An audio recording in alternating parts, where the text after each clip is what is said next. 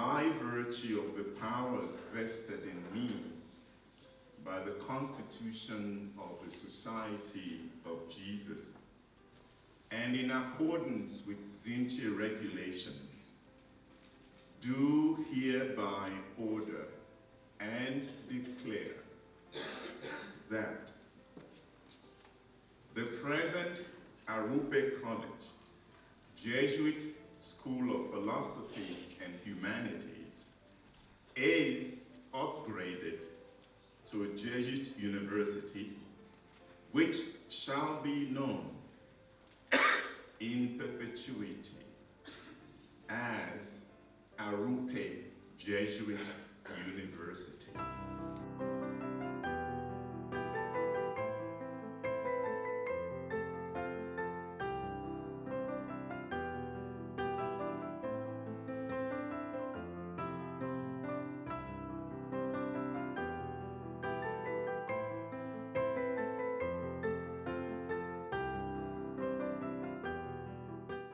My understanding is that a number of the English-speaking provinces within the conference were sending their people to other places, including to Kimwenza. And I think the disadvantages of that system, particularly for my own province, I think, people were very unhappy with that. Our students had to learn French, and that was a disadvantage for them. Also, and they felt at a disadvantage at the Kimwenza, I think, and also I don't think they were very happy with the kind of program that they had to do there. So there was general dissatisfaction with the current system.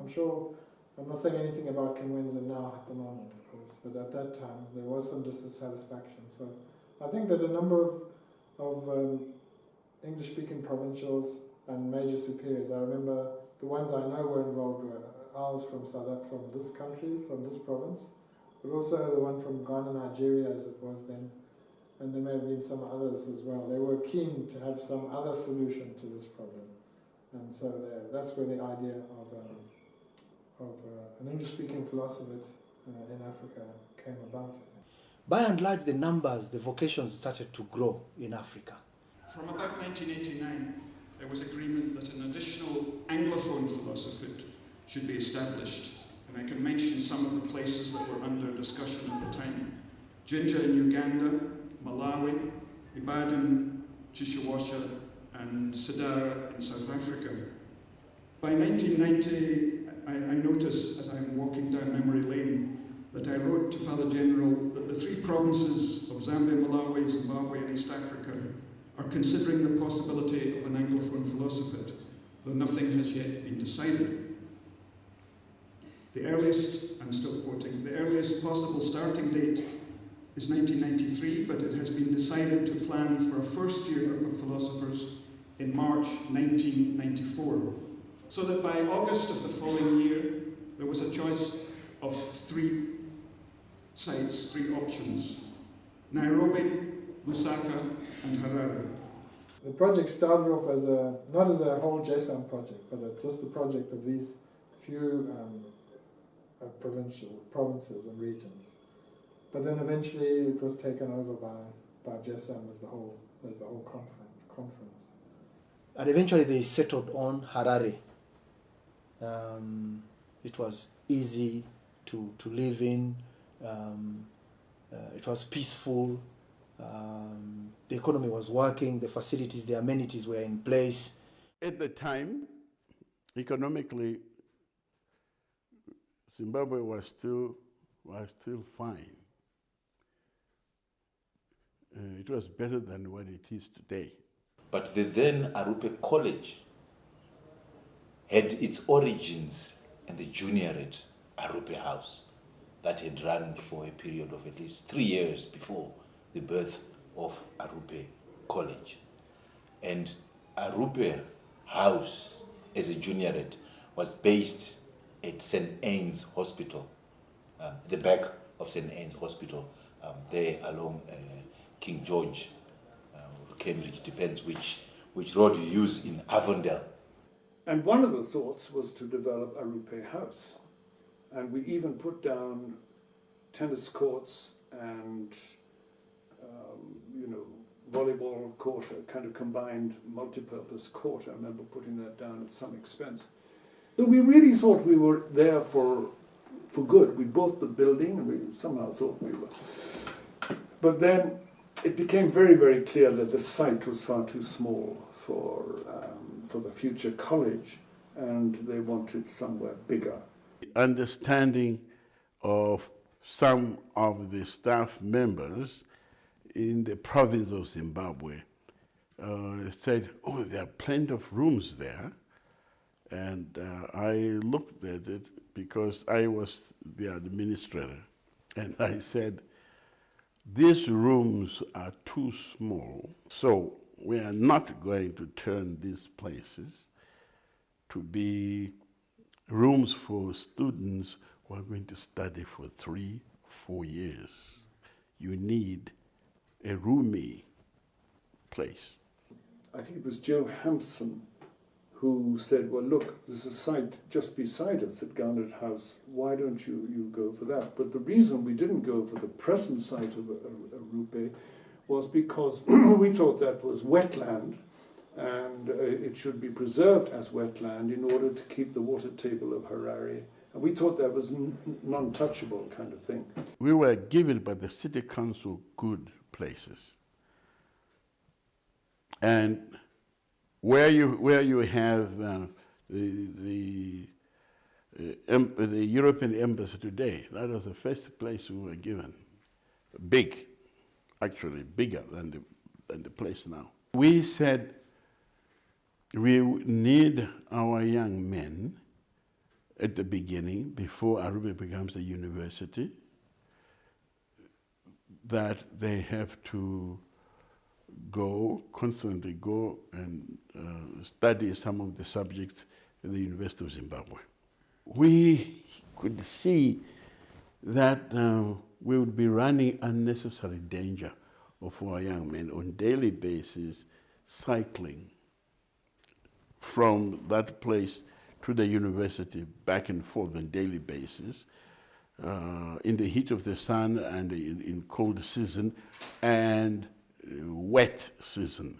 Eventually, we decided to settle on the current place.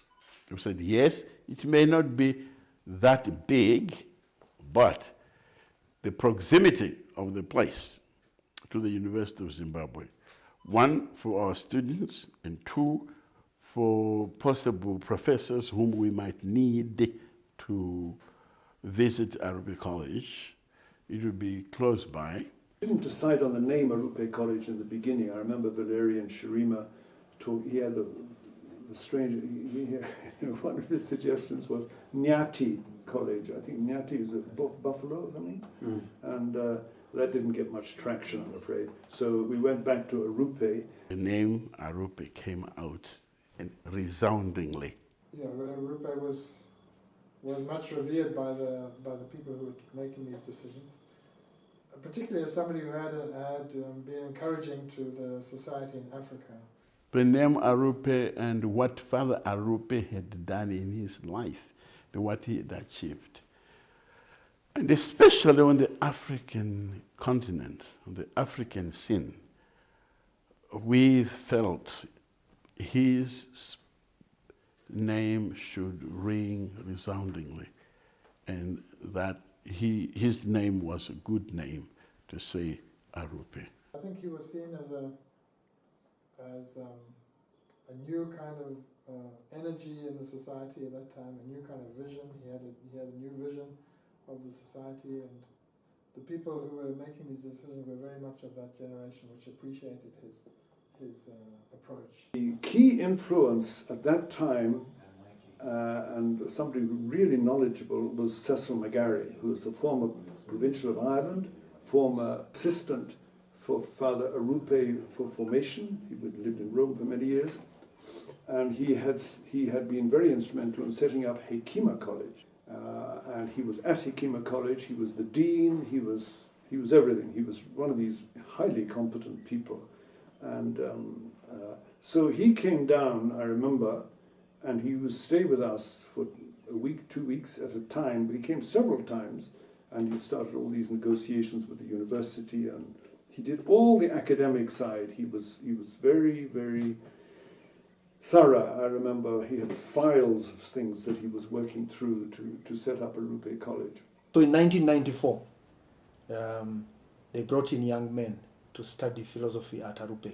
At that time, it was meant to be a house of formation to help young Jesuits after their vows in the novitiate to come and study philosophy. But at the same time, it was meant to be a house where these young scholastics would study philosophy in a bid to get a degree in philosophy for 4 years, combine that with humanities. So a group of us, about 12 I would say, came from all over Africa, Nigeria, East Africa, Zambia, Malawi province. Came as students to this new college. And as we were starting, we had a group of, I think, about 12 very energetic staff members. We used to laugh that we were almost a ratio of 1-to-1 with the staff members. We were a team that was coming to set up this new college, this new formation house, this new Philosophlate. Mostly Americans, but also a few from our own assistants. We're 17 of us, if I'm not mistaken. I think I'm correct there. 17 of us. 6 from the Zimbabwe province, 4 from the Zambia-Malawi province, 5 from the Nigeria-Ghana region then, and 2 from the East Africa province. When we started in August of 1994, our academic center was based at St. Anne's Hospital, the back, the old juniorate. 2 months into our stay at St. Anne's, we started off a new small community. We lodged at the quarters, at the Imbisa offices. They had some flat, the garden flat. So 7 of us, I think, were moved to that Imbisa flat.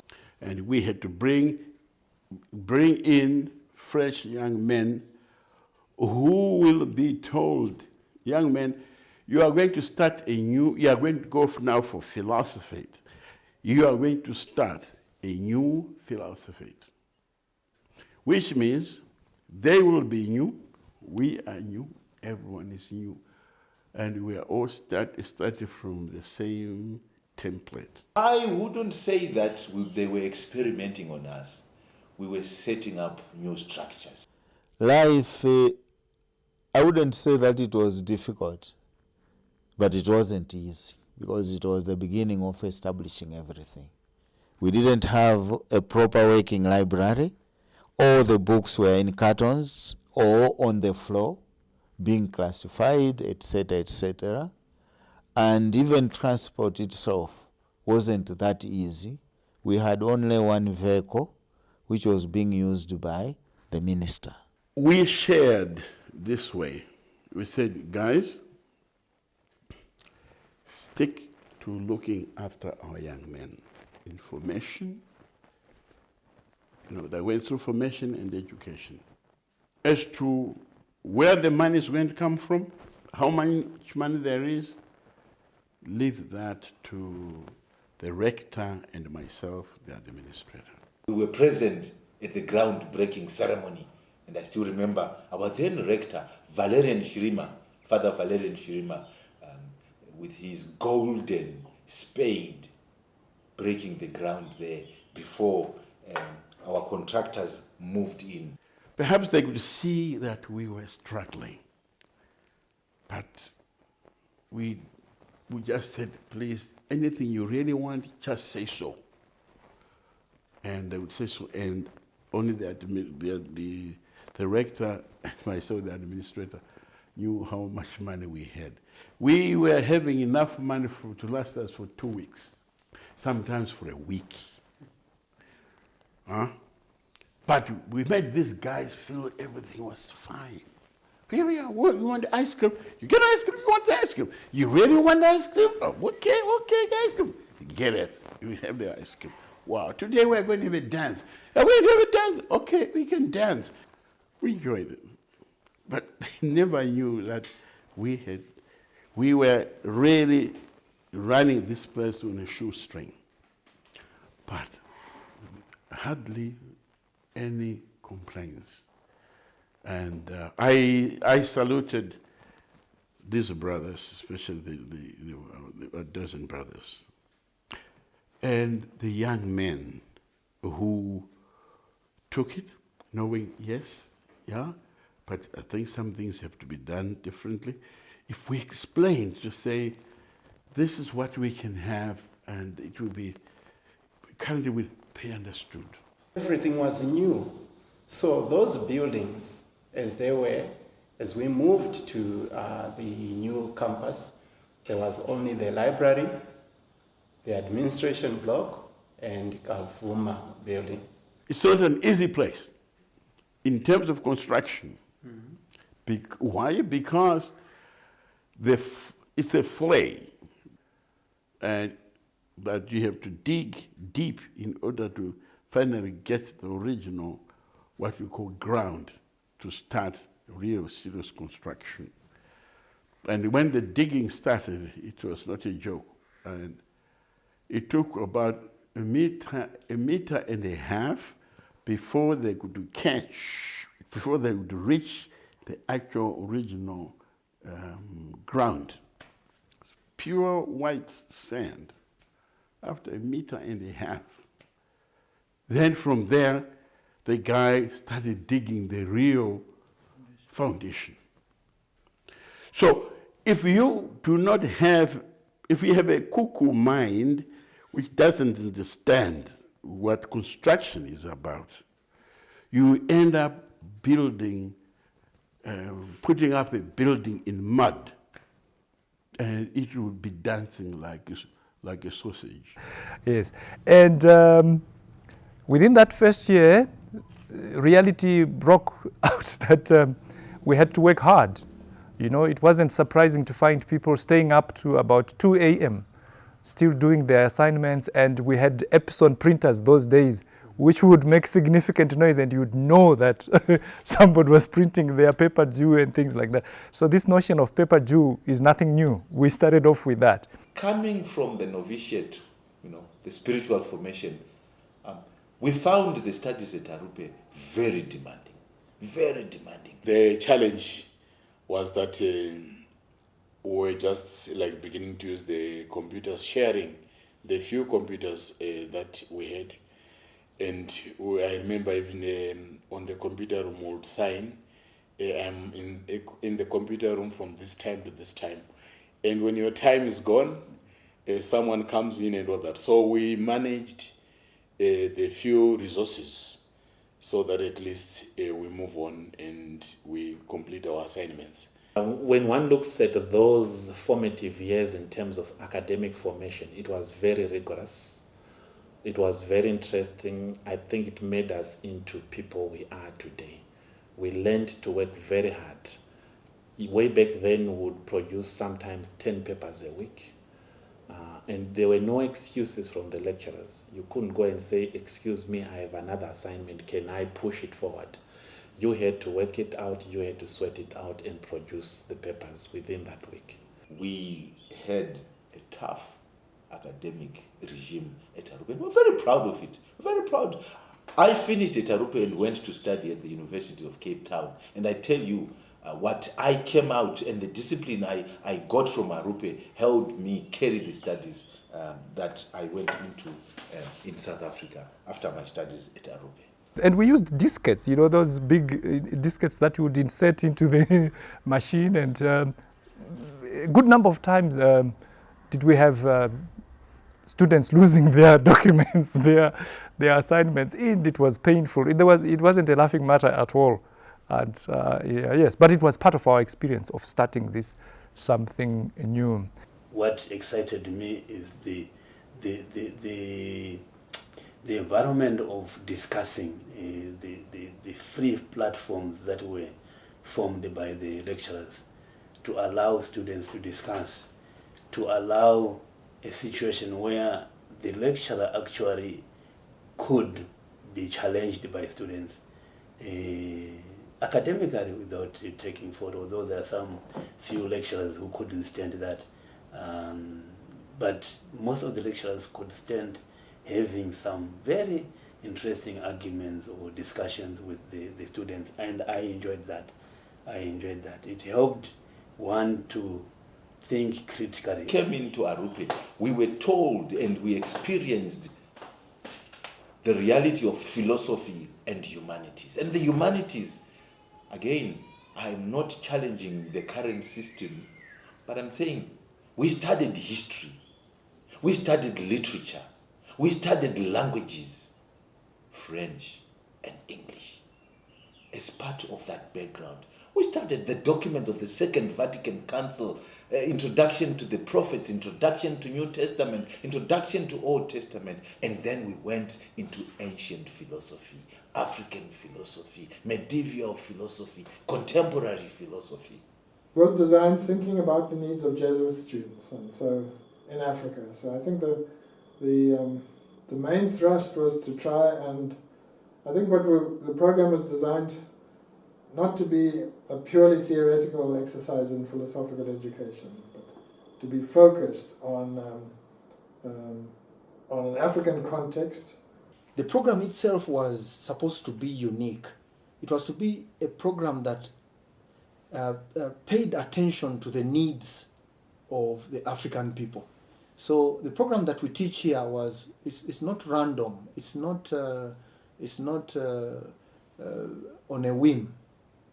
People sat down for hours on end to think of what to teach at Arrupe. So they decided to have philosophy and humanities. That way they would get rid of the juniorate program. So the juniorate program is embedded in the philosophy program. So the subjects that used to be done traditionally in 1 year, called the juniorate, were now laced into the program as it went. And towards the end, there was supposed to be some theology to prepare people to work pastorally even after philosophy. So you have, if you analyze it, there's a part on humanities, languages, literature, history, and so on. There is pure philosophy, rigorous philosophy, and then there's a bit of introduction to theology. It's important to know that what you now have, for instance, as the BA honors in philosophy, is a mixture of the different traditions that we came up with at the time after so many discussions. At that time, in the United States, they were closing philosophers. So there were a number of philosophy teachers who were free and could be sent. We had a team of professors who had come from well-established universities in the US and within Africa, whose job was to educate us, to expose us to the rigor of academic studies. So, again, one will always say that the academic discipline that we were introduced to at Arrupe was very rigorous. Father Jerry McIntyre was a prolific teacher of English and literature, English literature. We enjoyed his lessons. Father Jim Reddington, who also took us through very interesting courses, especially world religions. Dr. Shoko taught us African traditional religions. A layman from the University of Zimbabwe, I think it's now Professor Shoko. I saw him at Arrupe the other day. Very loving and caring guy. We had the likes of Pat Madigan, who was our first librarian. He also taught me ancient philosophy. He was a very fast teacher, and if he finished his class in 10 minutes instead of 40 minutes, that was it. And class is over, and you had to go and read and do other things. Big name that should be mentioned, that will always be mentioned in the history of Arrupe, was Professor Jameson Kurasha. Kurasha helped with the establishment of Arrupe. Very good friends with Johnny Stacer. Dr. Kurasha taught us logic, introduction to logic.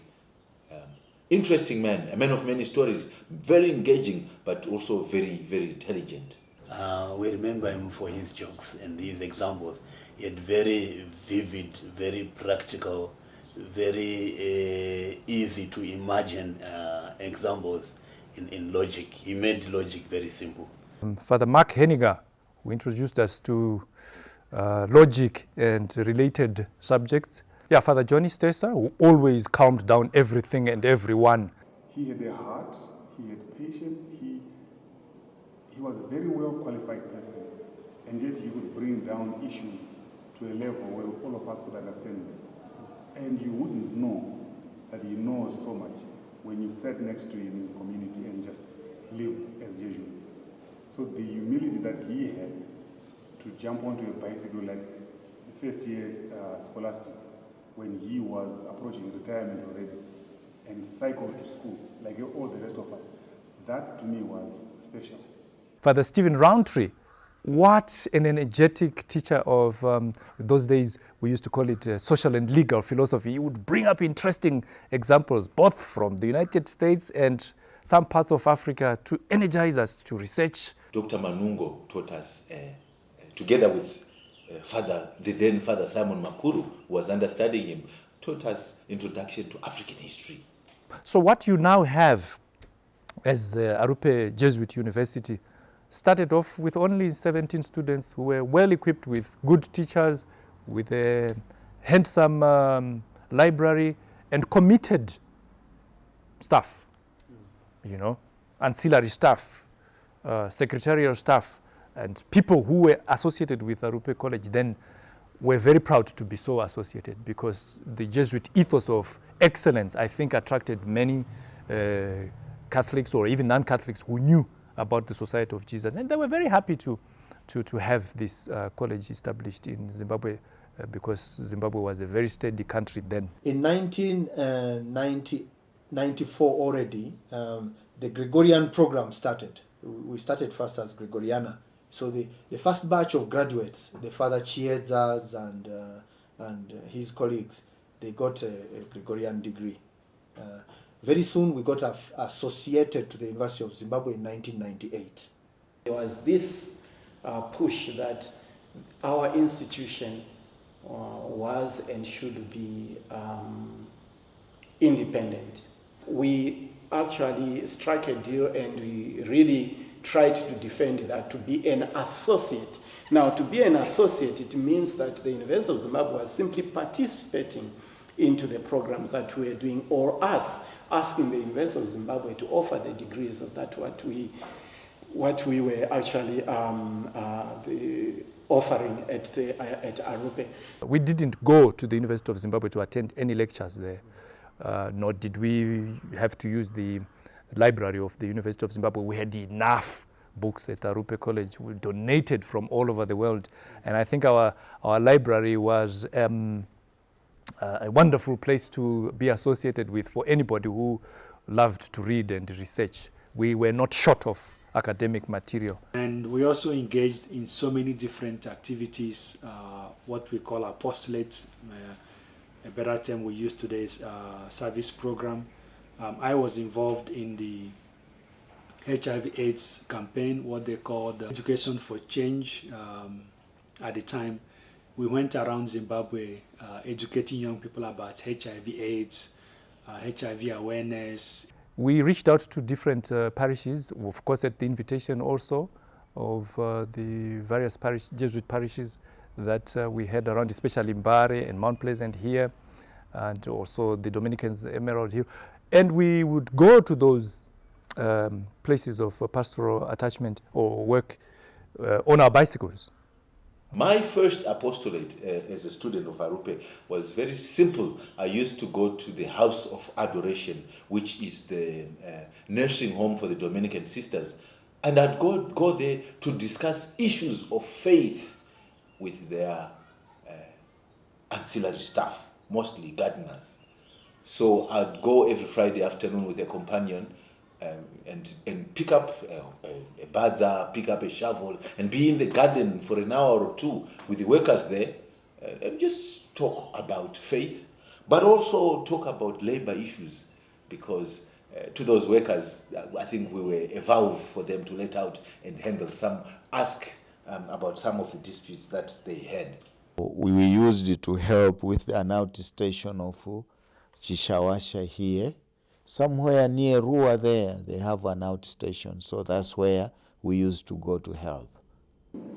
Having done philosophy can be dry. It can take you into your head and it can really change how you see who you are and what you are about.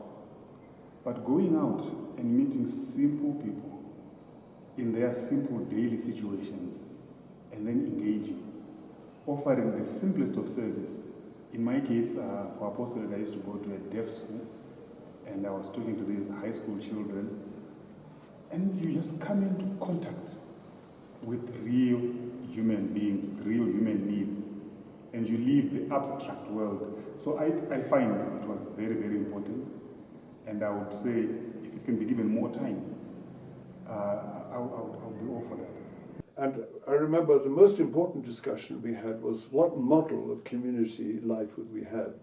Now, we had two models to draw from, both of which we were not satisfied with. One was the Kinshasa model. The other model we had was Hekima, but even Hekima we were not satisfied with, because even there the hostels are quite big. We wanted smaller units. We felt that was better for formation, and we wanted people to be autonomous. In other words, they would do their own buying and cooking and laundry and basically everything. They would live, insofar as it was possible, in a quasi-family sort of situation, or something like a student thing where people would. And we felt that model was more conducive to formation. I mean, outside of the academic formation, the personal Jesuit formation, and so on. We thought this was a better model. We had, I think, 4 or 5 communities set up because of the numbers that had increased. So instead of just having trail community, we ended up having one in Normandy Road, which have given up now. We ended up having one in Bryden, another one along Sims Road, and another one along Alps Road in Vinona. So those were some of the communities that I remember at the very inception of Arrupe College within the first 2-3 years. My community used to be down the road on the way to town, which is 2 Normandy Road on Alexandra Park, just opposite Second Street Extension shops. The house was still under construction, so we had to be housed here in Kavuma first for the first, I think, 3 months or so before completion. Then we moved in. The community life was good. We had all people from all over, people from East Africa, people from West Africa, Nigeria in particular, and Ghana, and we formed a community, and it was a good community. Visiting my fellow scholastics in their communities, it was a joy. It was like visiting other Jesuits in a community, and just riding the bicycle and going to that community was a great thing for us. And the other thing related to that is even our Wednesday masses and dinners were also a source of mutual encouragement, support, and inspiration, because we were meeting and in a relaxed environment and sharing experiences. We used to talk a lot, shout a lot, of course, and joke and so forth. It was always a moment to look forward to. Community spirit and embodied, especially in one event, which was a weekly event where the community gathered for Mass, followed by a celebration of the community birthdays. Somehow in that event, I felt a sense of being a part of something. And I felt here was a group of all of us young people with our, shall I call them, older brothers in the society. And somehow we were united. I personally enjoyed sports. I used to play soccer. I was one of those who were mobilizing people to go for sports. Not easy, because we didn't have our own sports grounds. We used to go to use Emerald Hill sports grounds, which is about 5 kilometers away from here. Or sometimes we would go to talk to the University of Zimbabwe authorities so that we could use their sports ground. So it was not easy. We had to find days when the owners of the sports grounds were not using them, and that's when we would have our own sports. And on Fridays, we would meet to watch movies.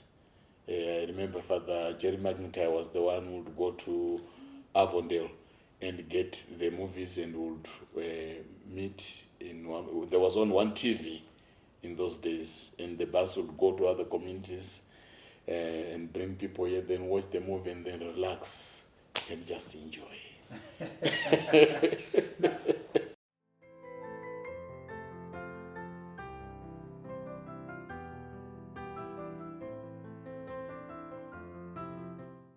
The inauguration of Arrupe College by Father Peter Hans Korvenbach of the Society of Jesus was very, very exciting. We were the only ones on the ground. We are all very young people, and we heard the Father General of Society of Jesus was coming. Most of us have never met him. We actually didn't know what he looked like, and we are all very interested to make a good impression of our college. Since we are from different countries, we got together to invent this new dance, very beautiful dance. We owned the institution. It was ours. And there was no doubt in anybody's mind about that. And we wanted to give the best, knowing that we are the very beginning of the history of Arrupe, and we want to create a solid foundation in terms of excitement, in terms of culture, in terms of education, in terms of academics, in terms of philosophy, the humanities, a way that we will really bring all of this together. A very important person in the inauguration, as far as the scholastics we are concerned, is Patrick Mulemi from Zambia, who at the time with Magnus Nlemadem and others, who put together the Chiesa, the name Chiesa, the journal, and there is a special edition of the Chiesa, basically to inaugurate the whole experience, to put together the pictures, the people, the stories, the speeches. It was quite beautifully done. There were people who were watching from the outside, and they liked what they saw. So the first ones to knock at our door to come in and have their people trained here were the other religious congregations. To name the CMM missionaries, then you had the Redemptorists, you had the Carmelites, and much later you had the Claretians. Yeah, so they thought this was a good place for intellectual formation, and they would come in from their communities where they do most of the other human formation, and here they get a rigorous training in philosophy. At one point we had a religious woman studying here, Sister Clarice, who is in charge of education. Sister Clarice studied here. She got her degree from here in philosophy. She marks some kind of opening to religious women. Mixing with the Jesuit scholastics, and there were two other redemptorists and also one lay person. So the four of us, these two redemptorists and one lay person, we were the first non-Jesuits to join Arrupe when they opened their doors to non-Jesuits. From where I was coming from, being a religious also, it was very easy for me to also mix and mingle with the scholastics from across Africa, and we had one Jesuit scholastic from Jamaica, Michael Davidson. So he also liked us, the four of us, the non-Jesuits, because I think himself, considering that he was coming also outside Africa, he found himself inclined to move around with us. What I am today in this office and in other responsibilities that I'm given by the congregation, everything I credit to the experience that I had at Arrupe.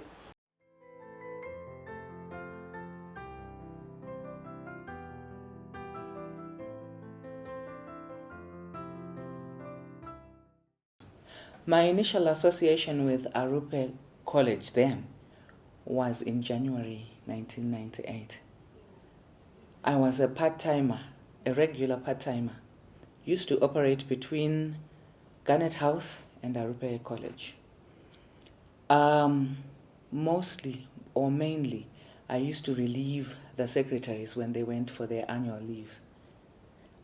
Believe it or not, I also witnessed the official opening of Arrupe College in 1998. What I admire most is the family spirit, openness, family correction. There's no difference between the subject and the bosses. They are down to earth, humble, and they're not proud. I came here when this front part was already done. The Mount People's War was there. The chapel, I wasn't there. They first pegged the chapel, I was here. After the chapel, they built all these classrooms. This library, the top part, was being used as classrooms. There were some sections up here, and the downstairs was the library. So the students, when the classes were finished, that's when they moved from here to the classes. So, which means I came here when this place was still developing. By being here for all those years, in my mind I know I've been behaving well. I came to Arrupe in 2008. I would say it's a really good experience. I even learned a lot. I am no longer what I was when I came. I have developed, and I really appreciate that I am even able to help other people, because I have been able to help myself through Arrupe Jesuit University. That there is this spirit of teamwork, and the idea of collaboration. So I learned that when we look at Arrupe, the motto for Arrupe Jesuit University, which is ever to love and to serve, it is just the same in practical, that they have been doing it practically.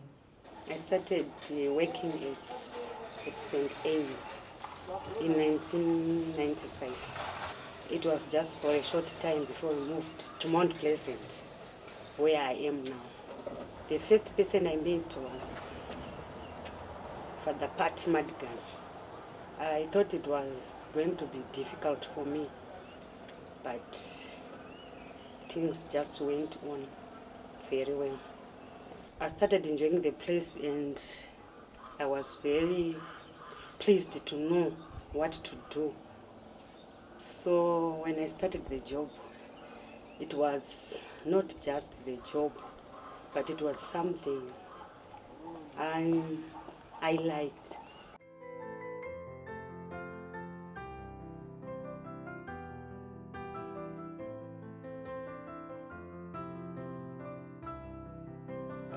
I, as dean, the rector, the minister, the bursar, we all developed high blood pressure at the time.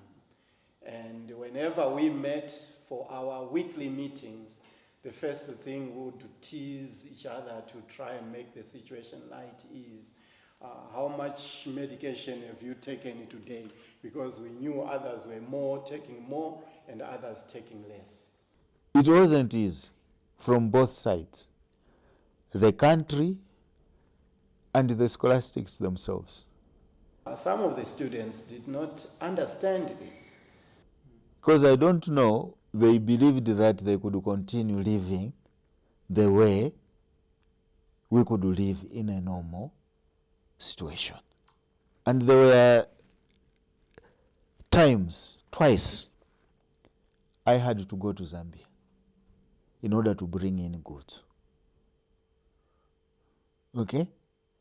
And lucky enough, we had a friend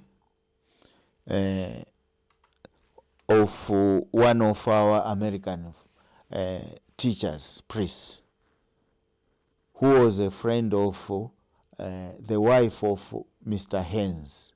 These people who make that tomato ketchup, etc., etc. So the wife of Mr. Hens asked one of their managers in South Africa to be organizing a truckload of food. Okay? So they used to bring in food from South Africa every month. Okay? Very big lorries in order to help us there. Otherwise, it was very difficult. Well, it was a time to rethink and to look for new friends. Those people were not there before. Why? Because now we're competing on the few resources that were there. So because food was scarce and all that, and the hotels wanted the little food that was there, businesses wanted the little food that was there.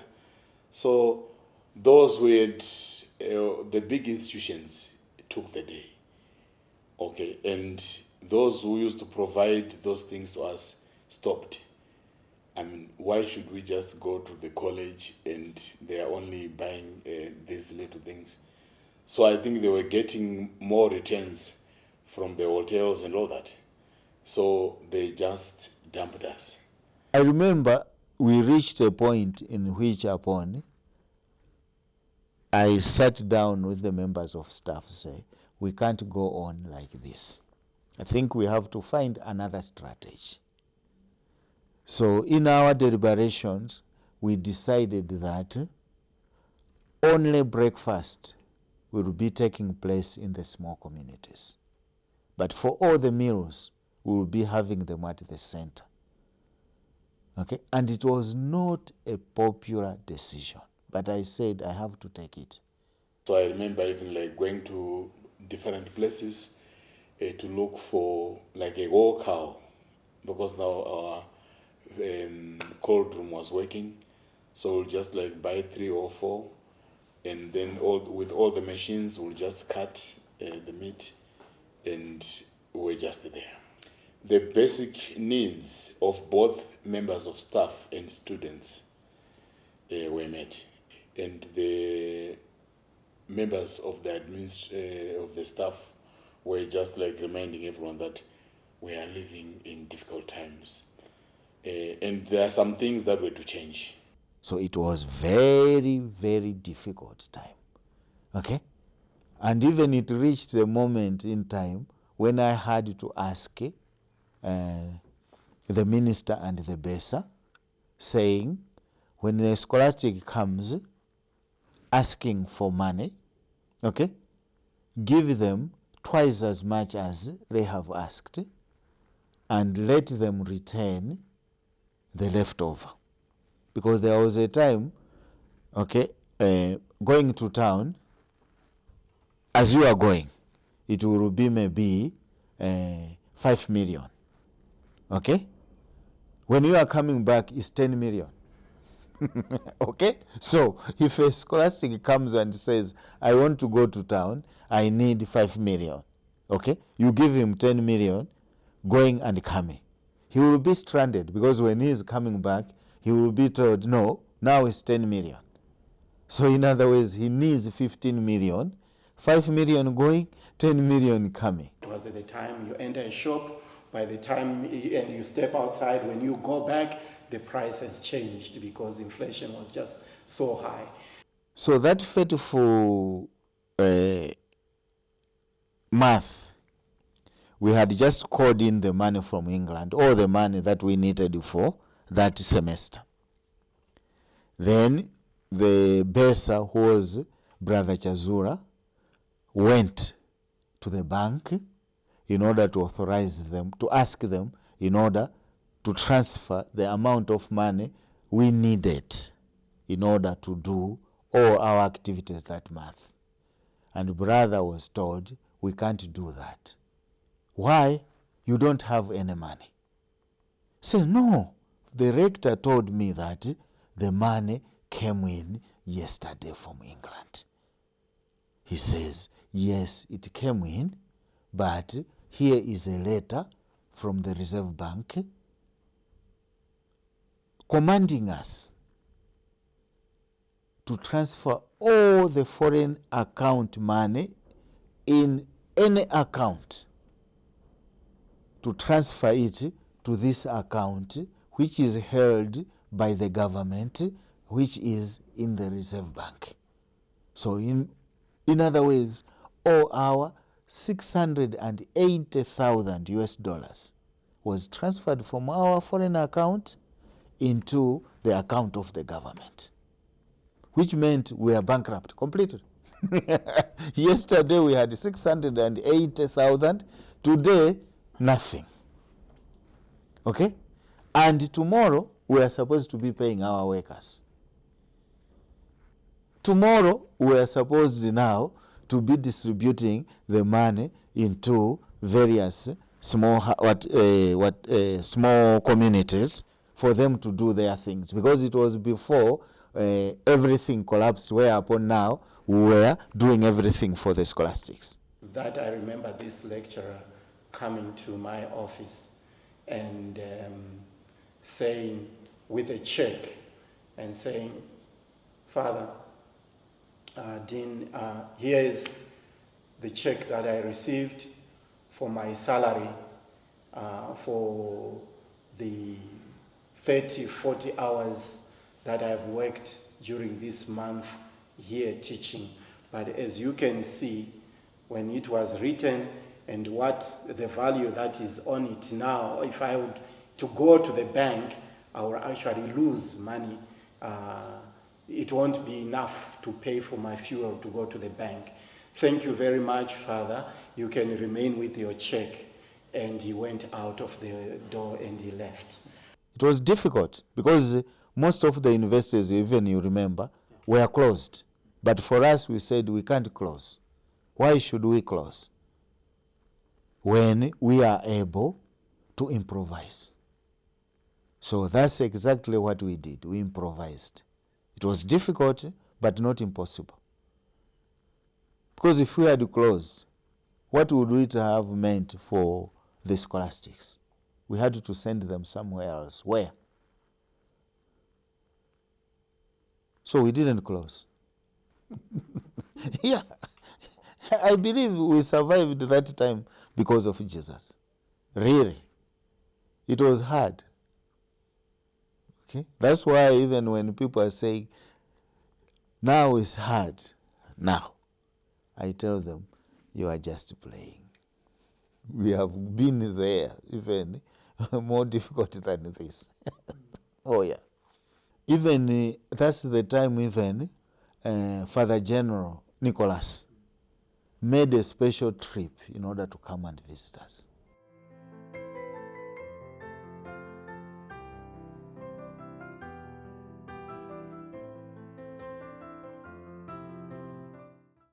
Ourselves as Jesuits now, we said we are going to start a philosophy, but this philosophy must in future be a university.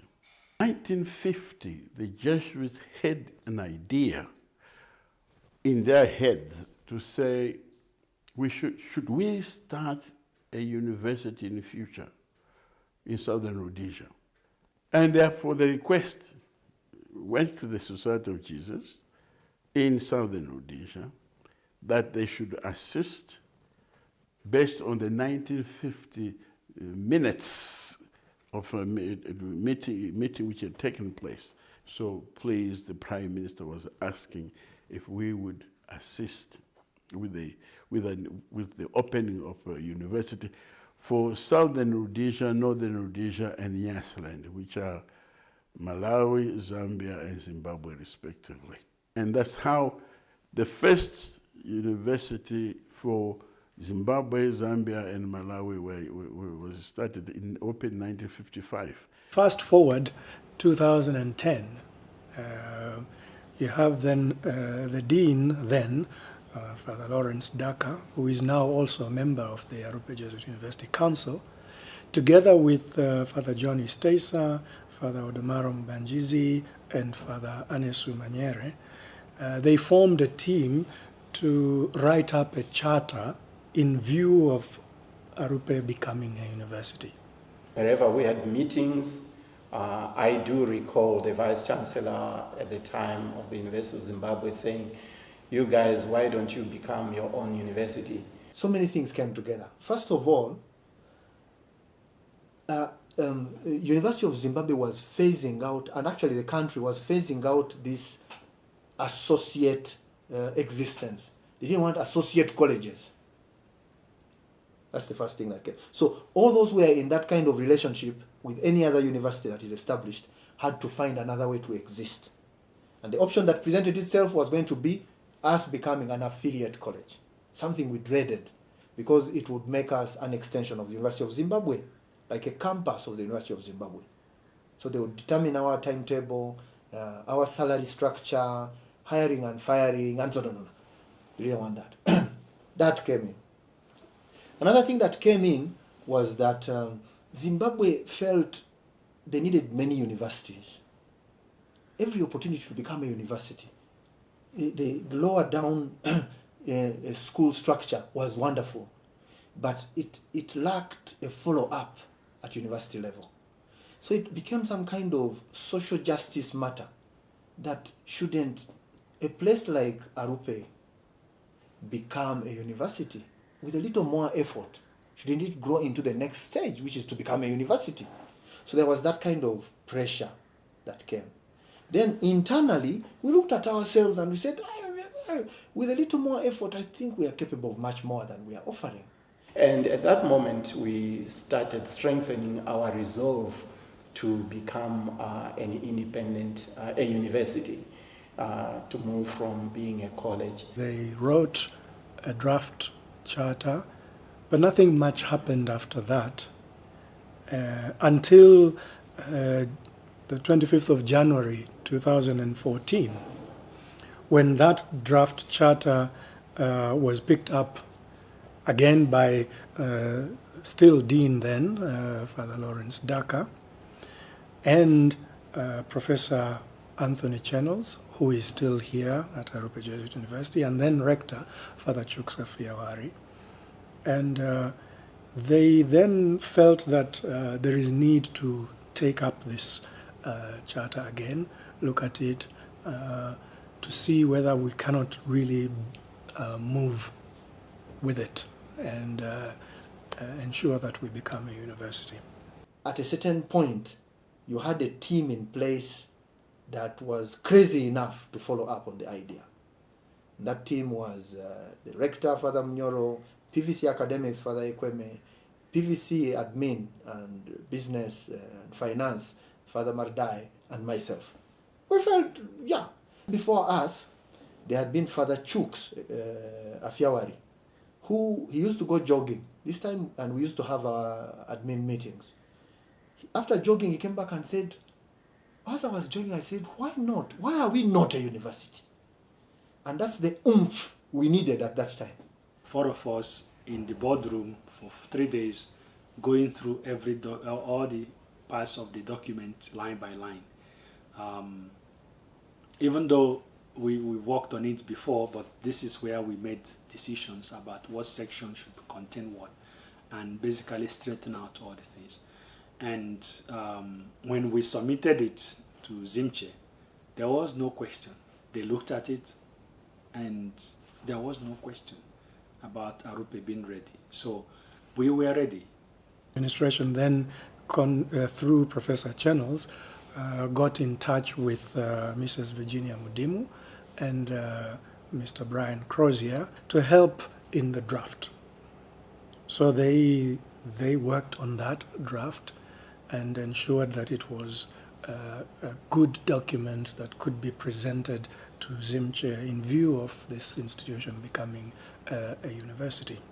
In May of that same year, 2017, we submitted an application to Zimche, presenting them with the draft charter and the plans to say that we want to become a university.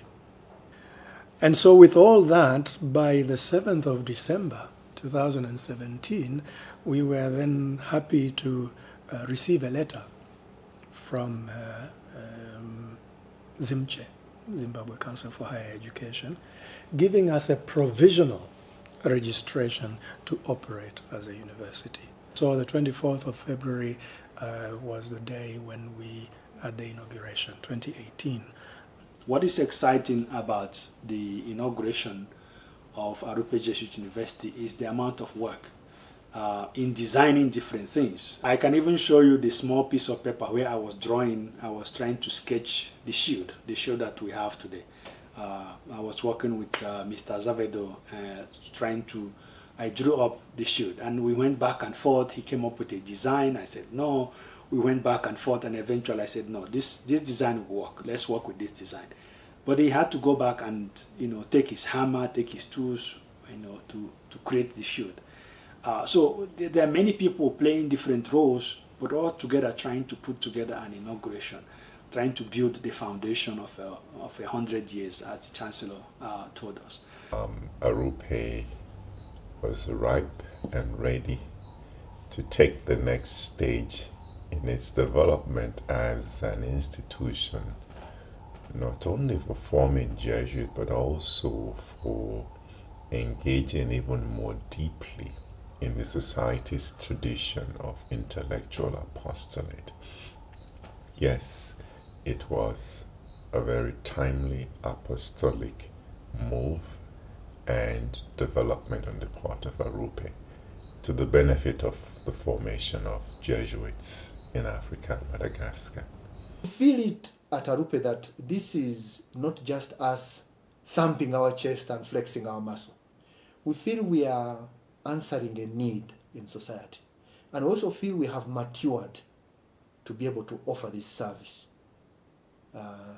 That's where we are coming from. The past 2 years has been a learning period of trying to understand what it means to be a university, to move away from the idea of being simply a Jesuit thing, a college thing, a small minority thing, where you have individuals doing their own thing, to an institution of different branches, different faculties, different departments.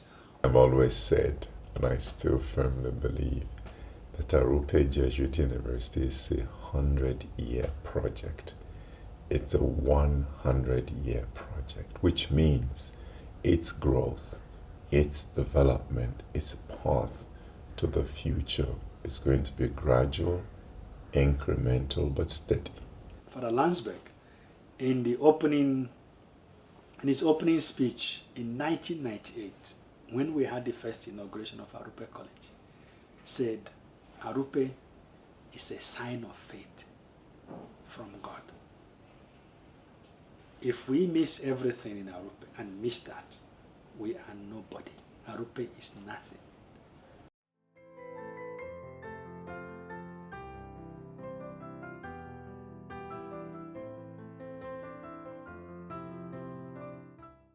Now that it has become a university and is growing to be a big university, what is the future of formation? I don't see much difference in terms of the formation of our young men, apart from the fact that they'll be interacting with a bigger community in the university, more non-Jesuits. Right now we are the majority, Jesuits are the majority at the university, but very soon we'll be the minority because the numbers are growing. We'll be the minority, and Jesuits will have to learn to interact with other people, lay people, other religious people, men, women, adults, young people, and so forth. And we are a whole continent, and why should we not have serious institutions such as a university? There's only one in Zimbabwe. Why not 3? Why not 5 on the African continent? What's wrong with that? We have to continue to have most, if not virtually, our houses of formation at that level, philosophers and theologians. They should be at the university levels, so that the formation of the mind, the formation of the soul, the formation of the spiritual formation, have to go hand in hand.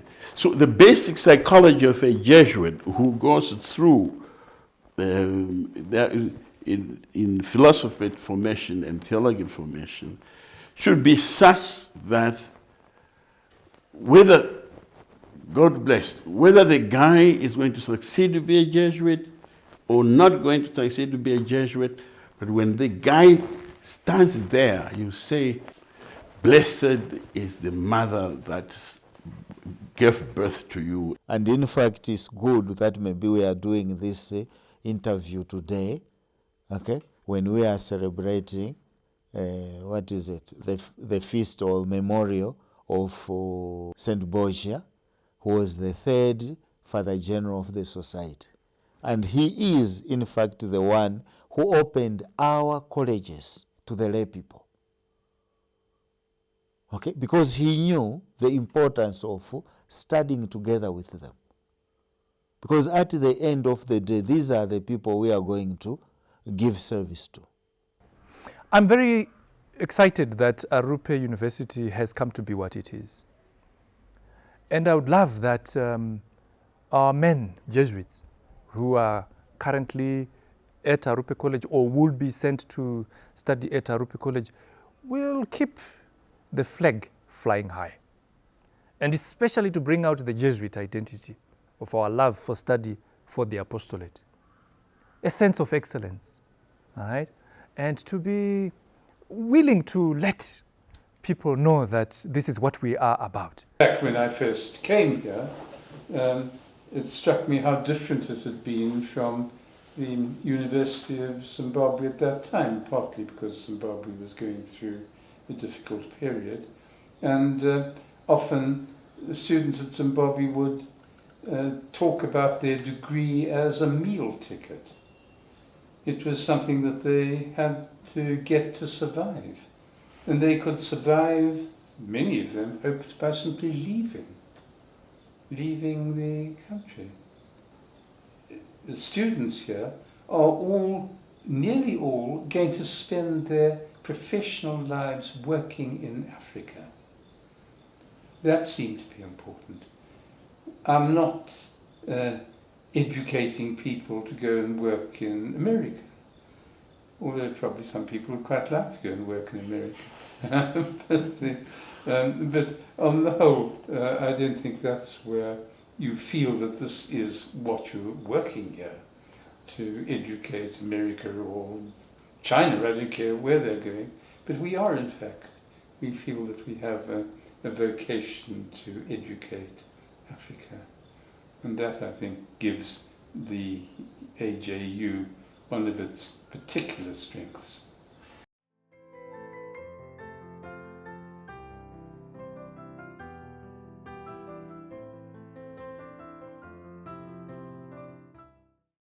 In March, we realized that there's going to be a lockdown. From the 31st of March, there's going to be a lockdown in Zimbabwe. And it sounded like a joke, it sounded like something that will not happen, and we are not sure what is going to happen. We'll be hearing on the news, everybody's going on lockdown, schools are closed, what are we going to do? And so we had a meeting to say, what are we going to do? Schools are being closed, everybody's being asked to go home. What are we going to do? Should we go home? Should we close? Should we stay at home and do nothing? And in this meeting, we talked and we talked. And we said, no, we are not going to back down. We are not going to go home and lie down and wait for the lockdown to be over. No, we are going to continue with our education.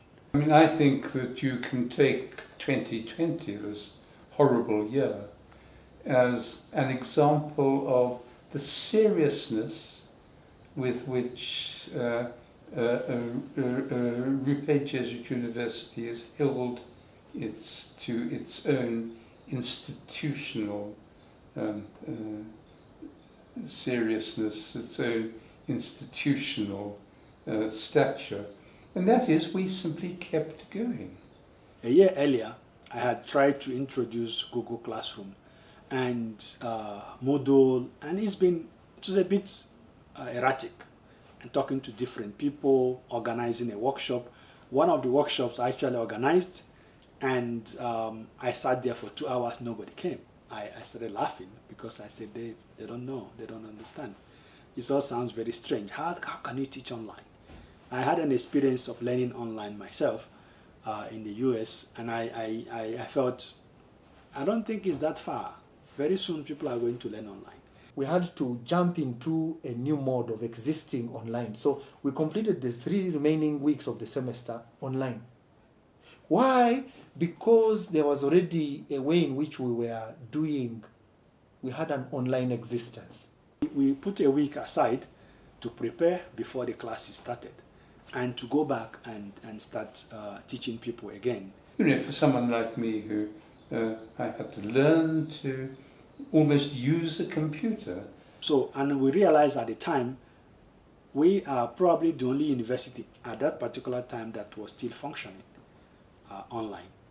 Most of the universities simply just closed down and everybody just went home. Arrupe stayed online. And we kept going with classes online, with people sitting in their rooms. Exams came. That is a big challenge for many other universities. We did most of our exams online.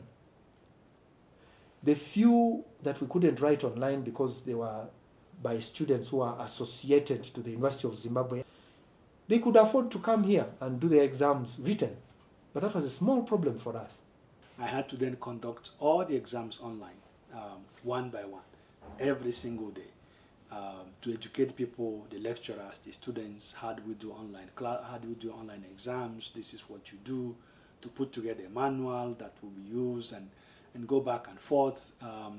So I believe that COVID gave us the opportunity to stand out.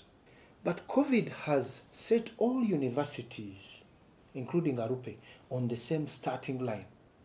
Everyone is trying to guess how to do university now. That gives us an opportunity. Let's see who will get to the finishing line first. Eventually, we started having discussions about graduation. So I was given the mandate to go think about it, see what you can do. So I started thinking of who can I work with, who has ideas, So I put together a team of guys, scholastics, to say, what do you think? We basically sat together and said, how do we do this? How do we put together a graduation, a virtual graduation? So these are efforts that we put together, and then we had the virtual graduation, the first of its kind in Zimbabwe, where we really put a lot of work going for weeks, debating, questioning, putting ideas together, and eventually it came out so beautifully. We got requests from the Women's University, but eventually they went their own way. Then we got from the Zimbabwe Republic Police College, and where we went to assist them for their own blended graduation. We also got a request from SAPCO, where we also assisted them with their virtual graduation. So we eventually learned that this is possible. It's all about looking at accountability. What do we have? What can we do with what we have? We just have simple cameras, simple microphones, and very little things that we're able to put together. And this wouldn't have been successful without people, institutions like JSCOM assisting us with their instruments, equipment, and so on.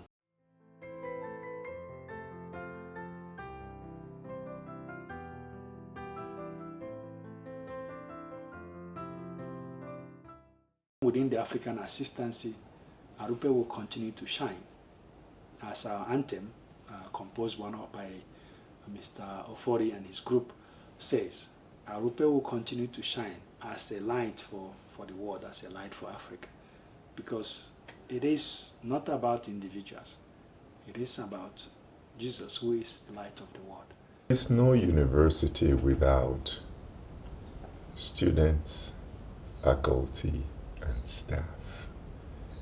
And so I would strongly encourage all these 3 entities that make up the university to strive even more greatly for collaboration, such that they will leave their mark along this trail of Arrupe that opens up the future.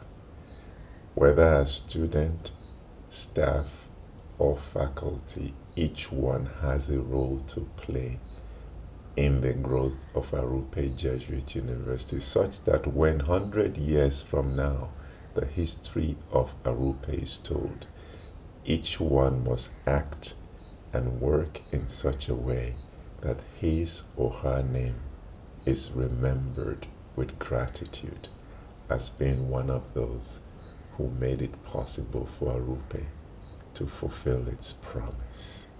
I always repeat that studying at Arrupe makes a causal relation between being highly educated and being highly responsible. We don't want educated people who have no moral compass at all. No, the two must go together because someone has studied at Arrupe.